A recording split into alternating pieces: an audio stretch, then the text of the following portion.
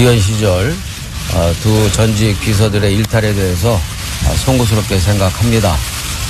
그리고 무엇보다도 청와대에 많은 누가 된 것 같아서 참으로 안타깝고 참담한 심정입니다.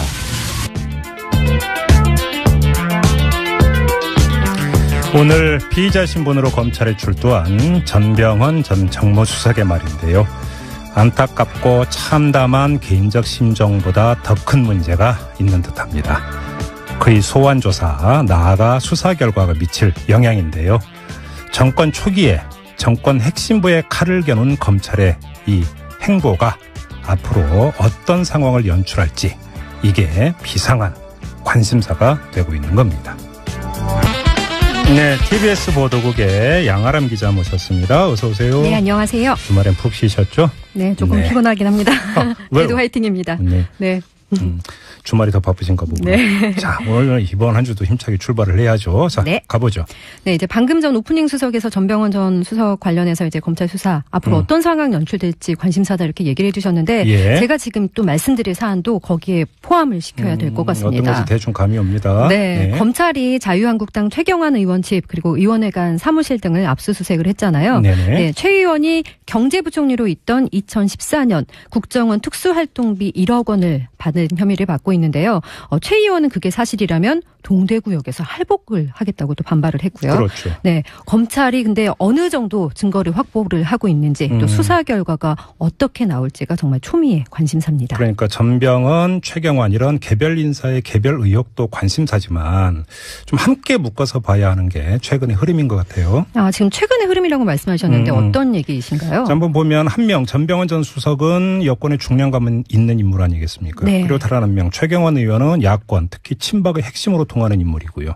근데 이들에 대해서 가차없이 수사 칼날을 들이대고 있는 것 아니겠어요, 검찰이? 네네. 자, 따라서 검찰의 수사 향배에 따라서 이 정치권에 미치는 파장 당연히 적지가 않겠죠. 네. 자, 그 파장은 근데 이미 물결치고 있는 것 같습니다. 어떤 점에서 그렇게 보시는 건가요? 자, 여야의 중량감 있는 인물에 대해서 동시 수사에 나선 덤이 던지는 메시지가 명확한데, 언제든 검찰의 수사 칼끝이 여야 가리지 않고 다 미칠 수 있다.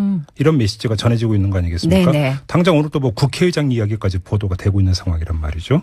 자, 실제로 이 국정원 특활비가 여야 의원 5명에게 전달됐다는 얘기가 흘러나오고 있고, 네. 나아가 특활비와는 무관한 의원들의 개인 비리 수사 얘기까지 나오고 있고, 네. 여기다 뭐 의장 이야기까지 나오고 있는 이런 네. 프로그램 아니겠습니까? 이미 뉴스해부 시간에서도 이제 전해드린 바가 있었던 것 같아요. 그렇죠. 네. 자, 이런 상황이 자, 정치권에 어떤 영향을 미치겠습니까? 당연히 압박 요인이 되는 거 아니겠습니까? 그렇죠. 자, 네. 그러면 여기서 문제가 이제 제기되는 문제가 하나 있습니다. 검찰 개혁은 그럼 어떻게 되는 거냐? 이 문제가 되는 거죠. 그러니까 이제 검찰 개혁의 핵심 내용들 뭐 예를 들어서 공수처 설치라든가 네. 검경 수사권 조정 문제, 사실 이제 국회를 모두 거쳐야 하는 입법사항인 거잖아요. 바로 그 점인 네. 거죠. 여기서 이제 잠시 말을 끊고 마침 오늘 검찰 개혁, 특히 공수처 설치와 관련해서 당정청 회의가 열리지 않았습니까? 네. 자, 그래서 궁금한데요. 이 더불어민주당 원내대변인을 맡고 있는 강훈식 의원 잠깐 연결해서 얘기 들어보고 이야기 이어가죠. 여보세요. 예, 강훈식입니다. 네, 안녕하세요, 의원님. 예. 기자 단도직입으로 오늘 당정청 회의가 상당히 이례적이라는 게 일반적 평인데요. 왜 오늘 잡으셨습니까? 당정청 협의가 이례적이라는 세간의 평에 대해서 저희는 오히려 좀 당황스러운데요. 예. 이게 사실은 그 비공개 회의에서 엄청 경과보고부터 하지 않습니까? 네. 그러니까 저희가 그 비공개 회의에서 경과보고를 받아보니까 전체적 순서가 쭉 있었고 이게 대통령 공약사항이고 뭐 우리뿐만 아니라 3당이 다 대선 때 공약을 했기 때문에 네. 꾸준하게 준비를 해왔던 것이라고 볼 수 있고요. 알겠습니다. 의원님 그럼 이렇게 여쭤볼게요. 오늘 그 우원식 원내대표가 어떤 말씀을 하셨냐면 네. 문재인 정부는 성역 없는 견제를 받겠다는 살신성인의 자세를 만천하에 보였다. 그러니까 야당도 검찰개혁에 협조해야 된다. 이런 이제 주문을 하면서 네. 이런 말씀을 하셨는데 살신성인의 자세와 관련해서 전병헌 전 정무수석이 오늘 검찰에 출두를 했습니다. 그래서 택이란 게 바로 오늘 아니냐 이런 해석이 있던데요. 그거는 정말 너무 이렇게 앞뒤를 맞추신 것 같고 저희가 거기에 맞춰갖고 공수처 방안을 발표하는 이런 정도의 정교함을 가진 것은 아닙니다. 아니 근데 이게 과도하게 해석한 거라고 볼 것도 없는 게 예를 들어서 이제 여당 입장에서는 검찰 개혁의 의지를 내보이기 위해서 네. 검찰은 우리 그러니까 그 손에서 놓았다. 오히려 살신성인이다. 그래서 또 그거에 대한 어떤 그 표상으로서 전병헌 전 수석의 출두 이렇게 뭐 연결해서 생각할 수도 있는 거 아닌가요? 지난 문재인 대통령이 시정연설 때 우리 스스로도 우리 자신도 수사 대상이라고 밝혔을 때 마치 전병헌 수석은 기소될 거라고 예측했다는 거랑 별로 다르지 않은 이야기가 되거든요. 예, 그러니까 예. 그렇게 보면 너무 과도한 거고요. 오히려 성역 없이 하겠다라는 또 의지, 또 그런 맥락에서인 것이고요. 네, 알겠습니다. 그나저나 아무튼 그 검찰개혁 1호로 이제 공수처 설치 방안 오늘도 이제 이걸 집중 논의한 걸로 알고 있는데요. 네네. 근데 공수처 설치를 하기 위해서는 이제 국회를 거쳐가야 되는 것 아니겠습니까? 네네. 근데 문제는 당장 법사위를 거쳐갈 수 있느냐부터가 관심사인데요. 어떻게 전망하세요? 맞습니다. 법안 심사 제1소위원회에서 이 부분을 논의하게 되거든요. 네. 오후 2시부터 아마 법안 4건 심사하면서 이 법안이 심사가 됩니다. 근데 현재까지 이미 자유한국당의 모든 의원들이 강력한 반대 의사를 표명하고 있어서 네. 쉬워 보이지는 않습니다만 네. 그럼에도 불구하고 저희는 끝까지 설득하는 노력으로 내일 임하겠다 이런 말씀을 드립니다. 그런데 바로 이 지점인데요. 지금 자유한국당 의원들은 공수처 설치 방안에 대해서 반대를 하고 있다고 지금 말씀을 하셨는데 네. 또 한편으로 오늘 또 어떤 일이 있었냐면 최경환 의원 집과 그 의원회관 사무실 등에 대한 압수수색이 있었습니다. 네네. 그러면서 검찰의 칼끝이 야당 의원들을 겨냥하는 것 아니냐. 야당 쪽에서는 또 이렇게 바라보고 있는데 검찰의 현재 그 수사 상황과 이 검찰 개혁에 대한 야당의 입장, 이 함수관계는 어떻게 읽어야 되는 걸까요? 핵심은 그 공수처가 독립적인 수사기구를 설치하자는 겁니다. 네. 그리고 두 번째는 정치적 중립성을 확보하는 데 핵심을 두고 있다는 것이죠. 네네. 그리고 마지막으로 세 번째는 국민의 80% 가까이가 이 문제를 지지하고 있다는 겁니다. 80% 이상. 네. 저희가 야당을 공격한다는 어떤 방면에서 본다면 과거의 정부에서 네. 검찰은만 이용하면 되는 문제 아니었겠습니까? 오히려 이렇게 독립적인 수사기구를 만들 필요가 없겠죠. 네. 그리고 더군다나 이걸 정치적 중립성을 확보하기 위해서 만든다는 거는 더욱더 필요 없습니다. 그래서 야당의 주장은 그냥 우려일 뿐이다. 저희는 이렇게 말씀드립니다. 알겠습니다. 자, 말씀 여기까지 듣겠습니다. 고맙습니다, 의원님. 네, 고맙습니다. 네, 강훈식 의원 얘기 들어보니까 네. 검찰, 야권 함수관계 진짜 복잡한 것 같아요. 조금만 더 들어가 보죠. 네. 이 자유한국당의 홍준표 대표가 법무부가 검찰의 특활비 가운데 105억 원을 상납받았다. 네. 이게 국정원 상납과 뭐가 다르냐. 이렇게 공격을 하고 나서지 않았습니까? 그리고 같은 단 소속으로 국회 법사위원장을 맡고 있는 권성동 의원. 해당 청문회를 열 수도 있다. 또 이렇게 주장을 했어요. 이런 그 자유한국당 지도부의 움직임도 이 함수관계, 이 맥락 속에서 읽을 수가 있을 것 같습니다. 어떻게 보면 좀 방어를 위한 공격을 하고 있다 이렇게 봐야 바로 그 될까요? 점인데요. 네. 예, 검찰 수사가 확대가 돼서 자기 당 소속 의원들을 겨냥할 때는 가만히 있지 않겠다는 엄포로 읽을 수도 있는 것이죠. 네. 하지만 그건 표면적이고 더 이상 수사를 확대하지 말라는 이런 어떤 주문으로도 읽을 수 있는 것이죠. 만약 그 기조가 이런 거라면 반드시 그 국회 법사위원회를 거쳐야 하는 검찰 개혁 방안 이게 어찌 되겠습니까? 네. 특히 법사위원장은 자유한국당 소속 아니겠습니까? 그러니까 이제 검찰 개혁을 둘러싼 이제 역학관계 이거 역시 굉장히 복잡해 보입니다. 그렇죠. 그러니까 공수처 안에 국회 통과를 장담하기 힘든 상황을 확인한 뒤에 오늘 열렸던 당정청 회의를 다시 살필 필요가 있는데요. 이 강훈식 의원은 물론 방금 전에 부인을 했습니다만 개혁 촉구 여론을 확장하기 위한 정치적 퍼포먼스로 읽을 여지는 분명히 있는 것 같습니다. 그러니까 주변 상황이 이렇게 되면 정치권이 동의할 수 있는 것 아니겠습니까? 네. 야당, 그러니까 뭐 여당 의원들도 동의할 수가 있는 건데 검찰 개혁 의지는 확고하다라고 하는 이런 메시지를 확실하게 던지기 위한 퍼포먼스로 읽을 여지가 있다라는 거고요. 네. 자, 그리고 또 한 가지 이 검찰과 정치권의 역학관계만이 아니라 다른 관계도 있는 것 같습니다. 바로 경찰이죠. 지난 주말에 그 이철성 경찰청장 사퇴 해설 보도가 막 나왔는데 이거도 혹시 하시는 말씀 아니신지요? 그렇습니다. 네. 그래서 제가 이제 직접 알아봤는데요. 네. 우선 그 사퇴설을 청와대나 이철성 청장 본인 모두 부인을 했거든요. 네. 그런데 이제 어떻게 이런 보도가 나왔는지 궁금해서 경찰 좀 안팎으로 알아봤더니 이런 얘기가 있었습니다. 네. 한 경찰개혁위원회 말인데요.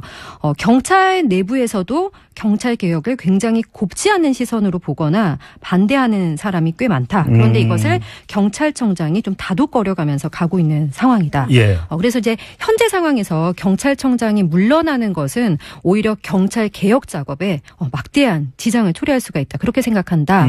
이런 얘기였는데요. 예. 그러니까 이철성 청장 사퇴설이 어떻게 보면 청장 흔들기 그리고 좀 더 나아가서 뭐 개혁 흔들기 이런 차원의 언론 플레이가 아니냐 이런 좀 의심을 하고 있는 것 같더라고요. 뭐 엄청 복잡한 거 아니겠습니까? 네. 검찰 개혁의 향방에 따라서 경찰 개혁이 연동이 되어 있고 네. 바로 이렇게 이제 복잡하다 보니까 물밑에서 물 위에서가 아니라 물 밑에서 엄청나게 복잡한 뭔가 플레이 내지 게임이 진행이 되고 있는 게 아닌가라는 의심을 지울 수가 없습니다. 그렇죠? 네.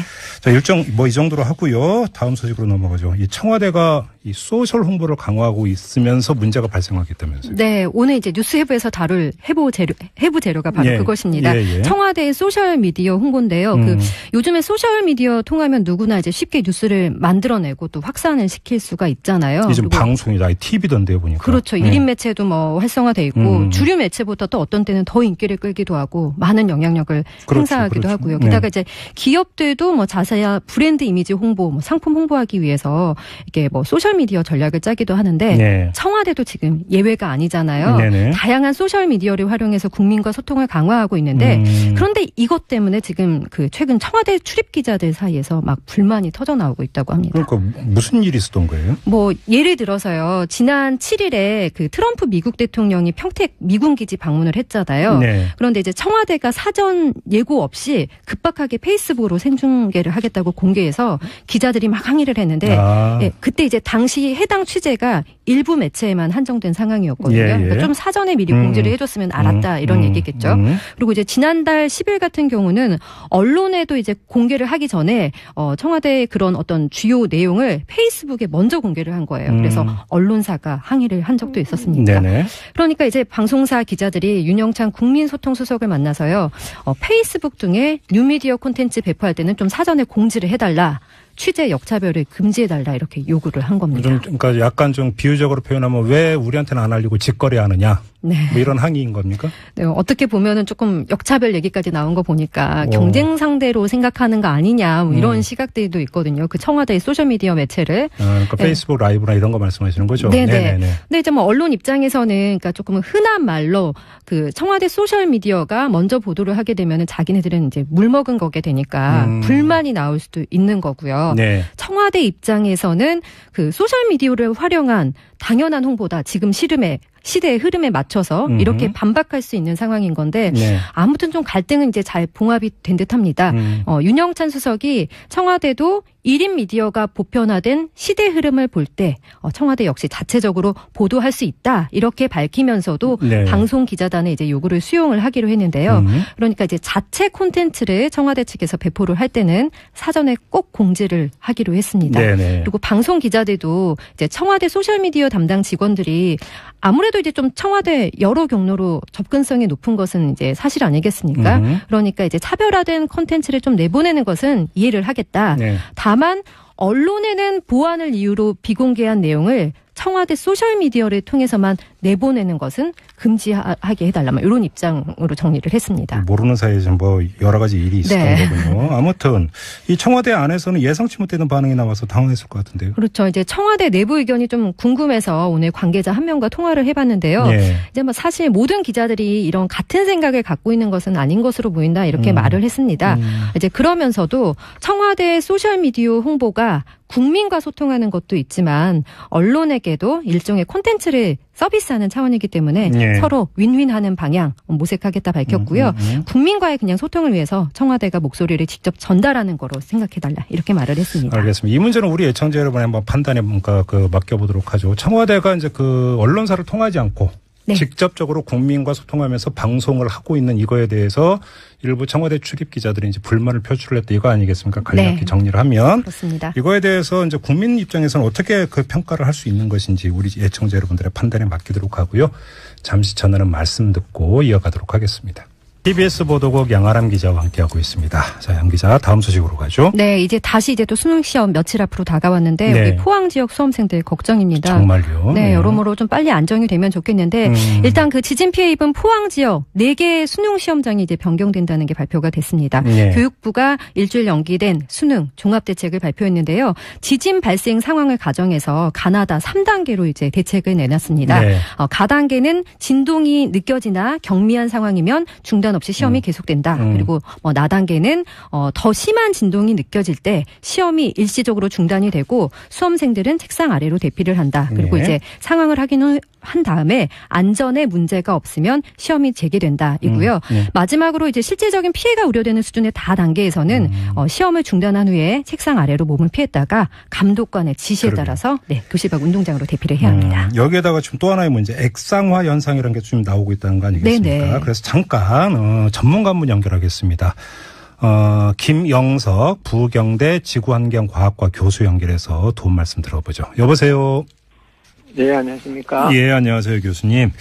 가장 걱정이 되는 게 이 수능 당일에 여진이 발생하는 상황이 가장 걱정이 되는데요. 뭐 지진은 예상이 힘들다고는 합니다만 너무 걱정 안 해도 될까요, 교수님? 우리가 그걸 진짜 예측이 굉장히 어렵기 때문에 상황이 네. 어떻게 바뀔지 모르겠습니다만은, 예. 지금의 여진이 일어나는 패턴, 이런 걸 분석을 해 봤을 때는, 예. 아마 여진이 일어나도 여진이 작은 규모 여진이 한두 개 정도 아. 발생할 수도 있겠지만, 예. 시험에서는 크게 지장이 없을 거라고 이제 지금은 생각이 됩니다. 그러나 상황이 또 돌변할 수도 있지만, 그렇죠. 저희는 그렇게 생각을 하고 있습니다. 근데 지금 요번에 발생한 여진 같은 경우도 그러니까 규모가 3.6 이렇다고 하던데 걱정 안 해도 되는 거예요? 근데 그 자체로서는 이제 걱정을 그렇게 할 필요가 있는 경우는 크기는 아닙니다. 예. 그런데 수험생이 이제 시험을 치는 상황은 좀 다르지 않습니까? 그렇죠. 그래서 시험을 집중해서 하고 있는데 그게 이제 심리적인 불안으로 올 수도 있고, 네. 그래서 그런 이제 시험에 영향을 미칠 수 있기 때문에 그런 것들이 상당히 이제 우려가 되고, 네. 이제 학생들의 이제 성적에 이런 게 또 문제가 될 수 있기 때문에 상당히 네. 좀 잘 넘어가기를 하여튼 저도 바라고 있습니다. 그러게 말입니다. 이건 진짜로 하늘에 맡겨야 되는 건가 싶기도 한데요. 네, 그렇습니다. 근데 조금 전에 교수님께서 이제 패턴을 말씀을 해 주셨는데 작년 경주 지진에 비해서 여진 횟수가 한 절반 정도밖에 안 된다고 하던데 이건 어떻게 읽어야 되는 겁니까요? 예, 그렇습니다. 제가 다른 그거 있어서 잠깐 한 3일, 예. 지진이 나오는 한 3일까지 패턴을 분석해 봤더니 작년 경주 같은 경우에 여진이 한 150회 발생했다면, 예. 지진은 한 50회 정도가 발생했고, 여진들이. 네네. 전진도 비슷했습니다. 전진 이번에 한 2번 정도 예. 밖에 안 발생해도 저번에 한 15번 정도가 발생을 했더라고요. 예. 그래서 이제 그거를 분석을 해보면 우리가 지금 5.8이었고 5.4였기 때문에 네. 아마 적정한 수준의 여진이 지금 일어나고 있는 게 아닌가. 작년과 비교를 한다면 급격하게 줄고 네. 많이 좀 빠른 시기에 안정화되지 않겠나 이렇게 생각하고 있습니다. 제발 좀 그랬으면 좋겠습니다. 자, 그리고 또 하나 지금 액상화 문제가 이제 상당히 이제 관심사가 되고 있던데요. 이게 땅이 물러지는 현상이라면서요. 네, 그렇습니다. 이제 액상화라고 하는 것은 이제 그야말로 물이 이제 땅이 고체 상태 아닙니까? 이거 흙이라고 해서 그렇죠. 고체 상태인데 이게 이제 액체 상태로 되는 겁니다. 네. 그게 이제 지하수의 영향인데 지하수가 이제 지진이 일어났을 때 지하수위가 상당히 낮게 지하수위가 있는 그러니까 이제 강 주변이나 바다 주변이 조금 더 위험하고 집안이 쉽게 물로 이제 포화될 수 있는 그런 특성을 갖고 있는 데서 많이 일어나거든요. 예. 이제 땅 속에 이제 흙이나 이런 속에 이제 물이 들어가 있는데 그것들이 갑자기 지하수위가 변동을 하면서 그렇죠. 팽창을 하게 되면 이게 힘을 잃어버려요.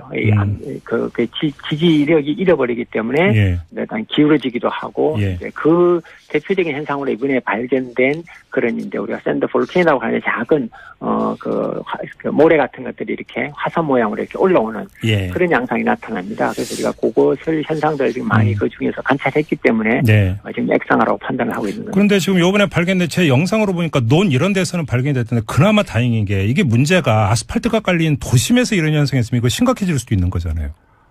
그렇죠. 도심에서 이제 많이 발생을 합니다. 실제로 심한 경우에는. 그리고 이제 도로 같은 게 특히나. 그러니까요. 화면이 불안정하다든지 그런 데는 많이 발생하고요. 일부 제가 보고된 것들을 보면 바닷가 쪽에 이런 데서 약간씩 도로에도 그 현상이 보고가 된 것 같습니다. 근데 대부분의 것들은 지금은 이제 논이 중심이 되어 있고요. 일부 논 근처에 있는 주택가에도 영향을 조금 미친 걸로 보입니다. 그럼 어떻게 해야 돼요? 이거 다 그러니까 조사해야 되는 겁니까? 어떻게 해야 되는 겁니까? 지금은 이제 조사를 저희들이 하고 있습니다. 그래서 이제 저희들이 팀들이 나눠져 가지고 분야별로 조사를 하고 있고요. 원인 분석 지진이와 관련된 거니까 그렇게 보고 있지만 그 외에 분포 양상 어느 정도까지 예를 들어 나타나는지 어떤 지역대에서 많이 나타나는지 그럼 이제 앞으로 여기에 대해서 어떤 대책들을 강구하는 것이 다음 예를 들어서 나타날 지진에 대비할 수 있는 건지 이런 분석들을 지금 하고 있는 알겠습니다. 네, 그러니까 결과가 나올 때까지는 말 그대로 돌다리도 두들기고 건너라는 이런 심정으로 조심조심 해야 되겠네요. 알겠습니다. 교수님 말씀 잘 들었어요. 고맙습니다. 네, 감사합니다. 네, 아무튼 그나저나 아무쪼록 수능 시험 때는 좀 여지는 발생하지 않았으면 좋겠어요. 조금 전에 이제 그 양아름 기자가 가단계, 나단계, 다단계 설명해 주셨잖아요. 네네. 이런 단계 자체가 좀 필요 없었으면 정말 좋겠어요. 네.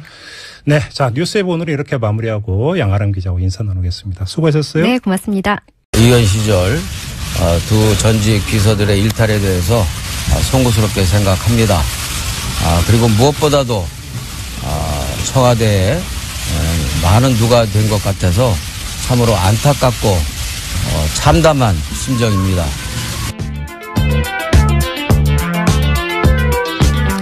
오늘 피의자 신분으로 검찰에 출두한 전병헌 전 정무수석의 말인데요.